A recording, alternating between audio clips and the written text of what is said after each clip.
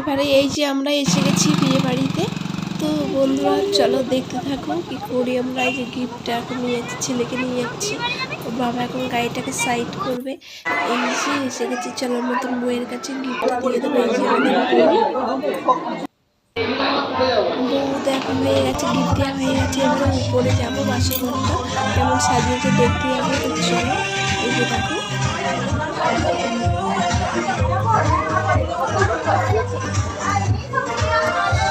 এই যে রুমের মধ্যে চলে এসেছি। খুব সুন্দর সাজিয়েছে দেখো।